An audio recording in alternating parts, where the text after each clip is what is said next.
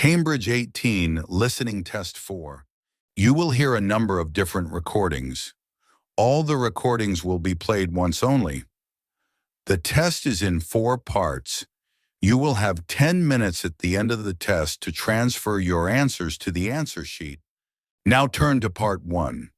First, you have some time to look at questions 1 to 5.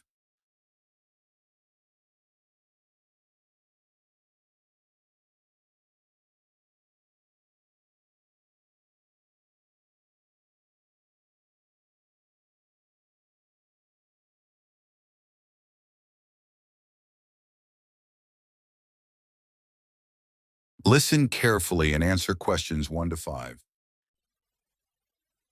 Hello? Oh, hello. Is that Julie Davison? Yes. This is Greg Preston from the employment agency. We met last week when you came in to inquire about office work. Oh, that's right. Now, we've just had some details come in of a job which might interest you. Okay. So this is a position for a receptionist. I believe you've done that sort of work before? Yes, I have. I worked in a sports centre for a couple of years before I got married and had the children.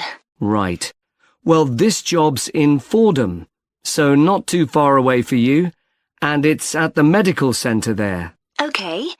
So where exactly is that? It's quite near the station on Chastens Road. Sorry? Chastens Road.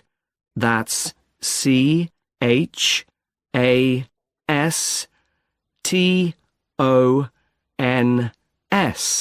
Okay, thanks. So what would the work involve? Dealing with inquiries from patients? Yes, and you'd also be involved in making appointments, whether face-to-face or on the phone, and rescheduling them if necessary. Fine, that shouldn't be a problem. And another of your duties would be keeping the centre's database up to date. Then you might have other general administrative duties as well, but those would be the main ones. Okay. Before you hear the rest of the conversation, you have some time to look at questions 6 to 10.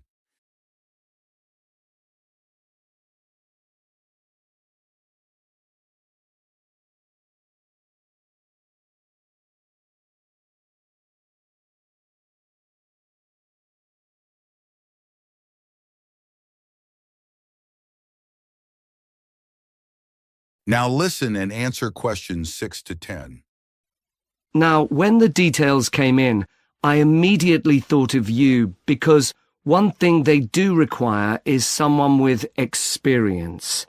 And you did mention your work at the sports centre when you came in to see us. Yes, in fact I enjoyed that job. Is there anything else they're looking for? Well, they say it's quite a high-pressure environment. They're always very busy, and patients are often under stress. So they want someone who can cope with that and stay calm, and at the same time be confident when interacting with the public. Well, after dealing with 3 children all under 5, I reckon I can cope with that. I'm sure you can. And then another thing they mention is that they're looking for someone with good IT skills. Not a problem. So you'd be interested in following this up? Sure. When would it start? Well, they're looking for someone from the beginning of next month. But I should tell you that this isn't a permanent job. It's temporary, so the contract would be just to the end of September. But they do say that there could be further opportunities after that. Okay. And what would the hours be? Well, they want someone who can start at 7:45 in the morning. Could you manage that? Yes, my husband would have to get the kids up and off to my mother's. She's going to be looking after them while I'm at work. What time would I finish? 1:15. That should work out all right. I can pick the kids up on my way home, and then I'll have the afternoon with them. Oh, one thing. Is there parking available for staff at the centre? Yes, there is. And it's also on a bus route. Right. Well, I expect I'll have the car, but it's good to know that. Okay, so where do I go from here? Well, If you're happy for me to do so, I'll forward your CV and references, and then the best thing would probably be for you to phone them so they can arrange for an interview. Great. Well, thank you very much. You're welcome. Bye now. Bye. That is the end of part 1. You now have half a minute to check your answers.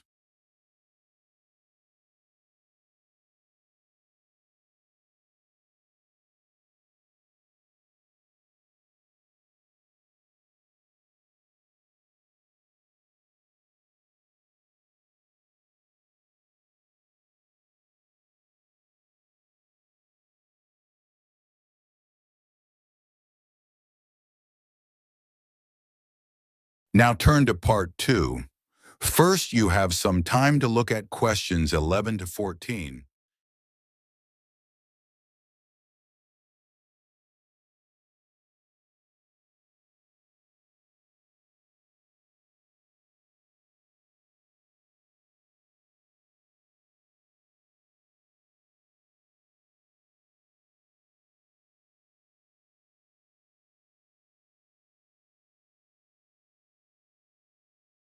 Now listen and answer questions 11 to 14. Good morning, everyone, and welcome to the Museum of Farming Life. I understand it's your first visit here, so I'd like to give you some background information about the museum and then explain a little about what you can see during your visit. So, where we're standing at the moment is the entrance to a large building that was constructed in 1880 as the home of a local businessman, Alfred Palmer, of the Palmer Biscuit Factory. It was later sold and became a hall of residence for students in 1911 and a museum in 1951.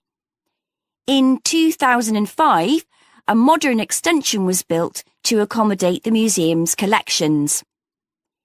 The museum's owned by the university, and apart from 2 rooms that are our offices, the university uses the main part of the building. You may see students going into the building for lessons, but it's not open to museum visitors, I'm afraid. It's a shame because the interior architectural features are outstanding, especially the room that used to be the library. Luckily, we've managed to keep entry to the museum free. This includes access to all the galleries, outdoor areas, and the rooms for special exhibitions. We run activities for children and students, such as the Museum Club, for which there's no charge. We do have a donation box just over there, so feel free to give whatever amount you consider appropriate. We do have a cloakroom if you'd like to leave your coats and bags somewhere. Unlike other museums, photography is allowed here, so you might like to keep your cameras with you.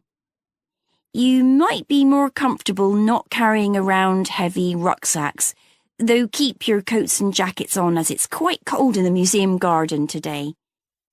Before you hear the rest of the conversation, you have some time to look at questions 15 to 20.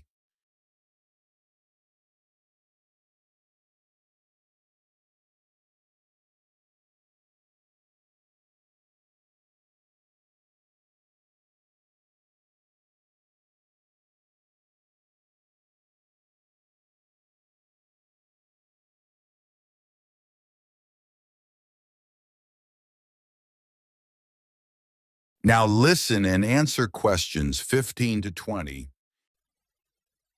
I'd like to tell you about the different areas of the museum.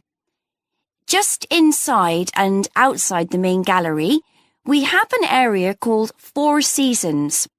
Here, you can watch a 4-minute animation of a woodland scene.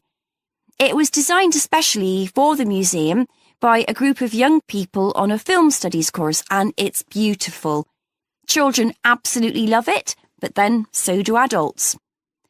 The main gallery is called Town and Country. It includes a photographic collection of prize-winning sheep and shepherds. Leaving town and country, you enter farmhouse kitchen, which is, well, self-explanatory.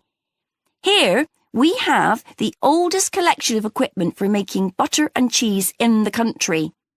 And this morning, a specialist cheesemaker will be giving demonstrations of how it's produced. You may even get to try some. After that, you can go in two directions. To the right is a staircase that takes you up to a landing from where you can look down on the galleries. To the left is a room called A Year on the Farm. There is lots of seating here, as sometimes we use the room for school visits, so it's a good place to stop for a rest. If you're feeling competitive, you can take our memory test, in which you answer questions about things you've seen in the museum. The next area is called Wagon Walk. This contains farm carts from nearly every part of the country. It's surprising how much regional variation there was. Beside the carts are display boards with information about each one. The carts are old and fragile, so we ask you to keep your children close to you and ensure they don't climb on the carts. From Wagon Walk, you can either make your way back to reception or go out into the garden, or even go back to take another look in the galleries. In the far corner of the garden is Bees Are Magic, but we're redeveloping this area, so you can't visit that at the moment. You can still buy our honey in the shop, though. Finally, there's the pond, which contains all kinds of interesting wildlife. There are baby ducks that are only a few days old, as well as tiny frogs. The pond isn't deep, and there is a fence around it, so it's perfectly safe for children. That is the end of part 2. You now have half a minute to check your answers.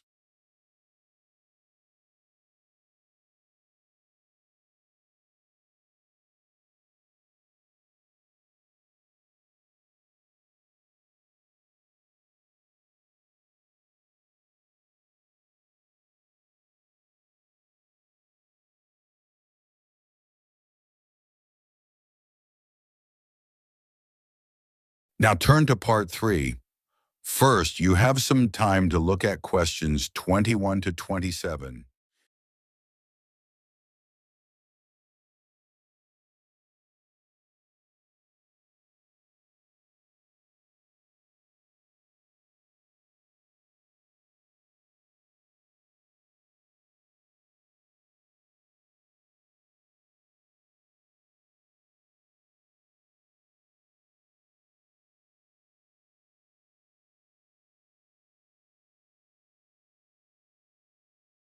Now listen and answer questions 21 to 27.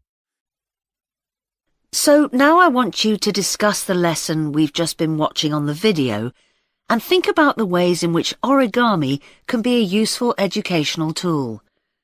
Can you all work with the person sitting next to you? I had no idea that such a simple thing like folding squares of paper to make the shape of something like a bird could be such an amazing tool. It's made me see origami in a whole new light. I know. It was interesting to see the educational skills the children were developing by doing origami. On the video, you could see them really listening hard to make sure they did all the steps in the right order to make the bird. That's right. In this lesson, they were working individually, but it would also be interesting to see if the children could work out how to make something simple without being given any direction. That would help with building teamwork as well. Yes, but much more of a challenge. One thing that really stood out for me was that the children were all having fun while being taught something new. Which is a key aim of any lesson with this age group. And although these kids had no problems with folding the paper, with younger children you could do origami to help practice fine motor skills. Absolutely. Shall we talk about the individual children we saw on the video? I wrote all their names down and took some notes. Yes, I did too. Okay, good. Let's start with Sid. He was interesting because before they started doing the origami, he was being quite disruptive. Yes, he really benefited from having to use his hands. It helped him to settle down and start concentrating. Yes, I noticed that too. What about Jack? I noticed he seemed to want to work things out for himself. You could see him trying out different things rather than asking the teacher for help. What did you make of Naomi? She seemed to be losing interest at one point, but then she decided she wanted her mouse to be the best, and that motivated her to try harder. She didn't seem satisfied with hers in the end, though. No. Anya was such a star. She listened so carefully and then produced the perfect bird with very little effort. I think the teacher could have increased the level of difficulty for her. Maybe. I think it was the first time Zara had come across origami. She looked as if she didn't really get what was going on. She seemed unsure about what she was supposed to do, but in the end, hers didn't turn out too badly. Yeah, I'm sure it was a positive learning experience for her. Before you hear the rest of the conversation, you have some time to look at questions 28 to 30.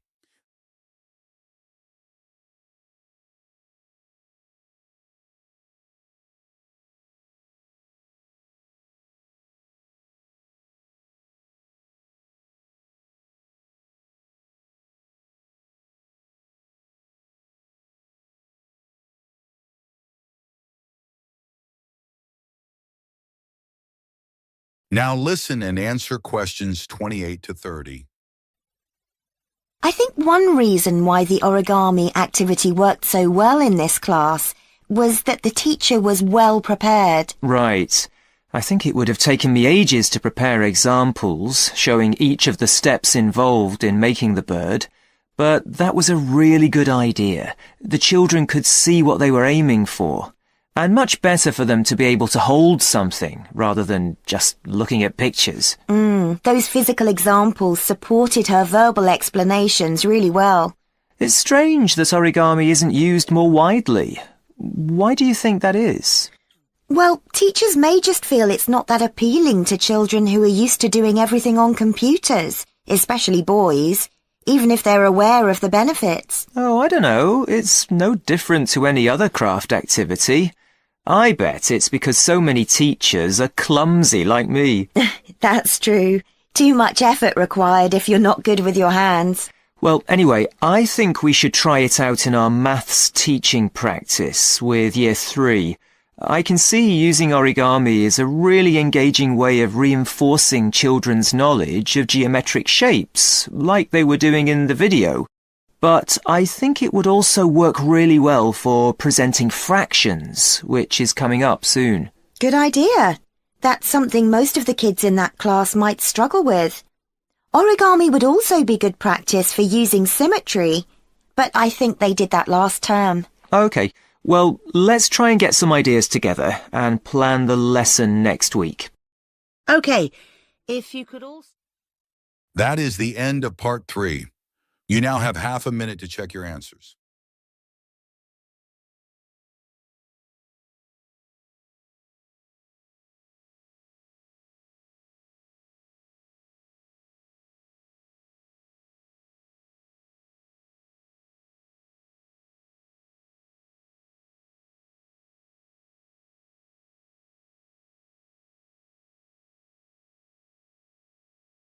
Now turn to part 4.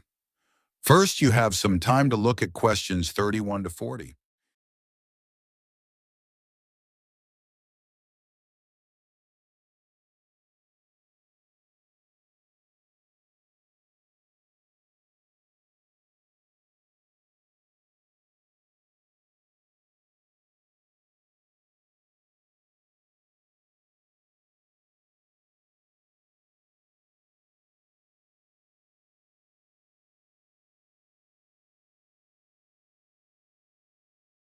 Now listen and answer questions 31 to 40.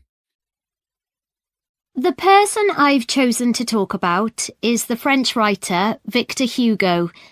Many people have heard of him because his novel, Les Miserables, which he wrote in 1862, is famous around the world. It became a stage musical in the 1980s, and a film version was also released in 2012.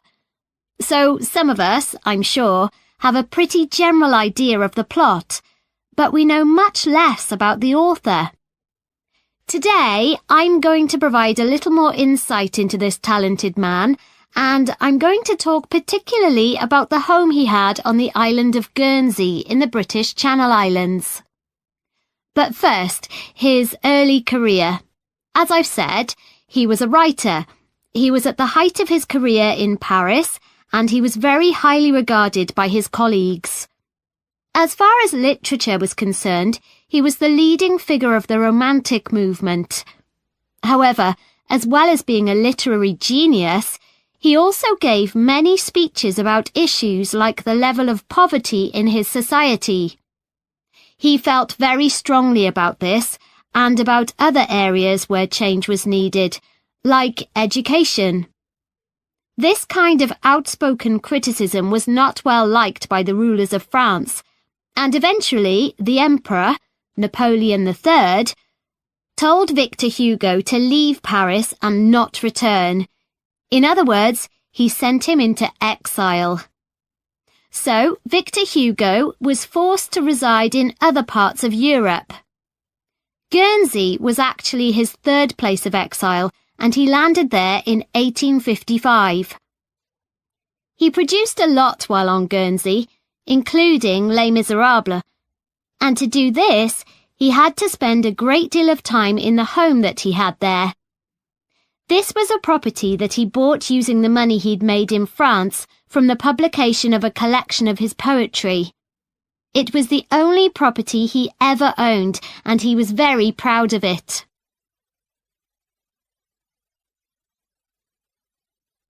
The property Victor Hugo bought on Guernsey was a large 5-story house in the capital town of St. Peter Port, and he lived there for 15 years, returning to France in 1870 when Napoleon's empire collapsed. He decorated and furnished each level or floor of the house in unique and wonderful ways, and many people consider the inside of the house to be a work of art. Today, it's a museum that attracts 200,000 visitors a year. He lived in the house with his family, and portraits of its members still hang in rooms on the ground floor, along with drawings that he did during his travels that he felt were important to him. In other ground floor rooms, there are huge tapestries that he would have designed and loved. The walls are covered in dark wood panelling that Victor Hugo created himself using wooden furniture that he bought in the market. The items were relatively inexpensive, and he used them to create intricate carvings. They gave an atmosphere on the lower level that was shadowy and rather solemn. On the next level of the house, there are 2 impressive lounges where he entertained his guests.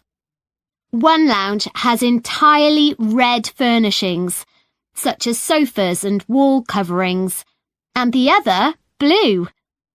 There's a strong Chinese influence in these areas in things like the wallpaper pattern and the lamps, which he would have made himself by copying original versions. His library, where he left many of his favourite books, forms the hallway to the 3rd floor and was a comfortable area where he could relax and enjoy his afternoons. And then, at the very top of the house, there's a room called the Lookout. Called that because it looks out over the harbour. In contrast to the rather dark lower levels, it's full of light and was like a glass office where he would write until lunchtime, often at his desk. So, Victor Hugo was a man of many talents, but he was also true to his values.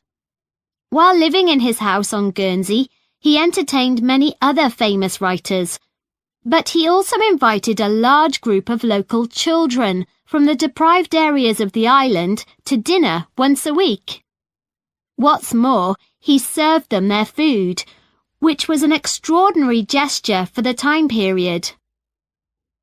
In 1927, the house was owned by his relatives, and they decided to donate it to the city of Paris.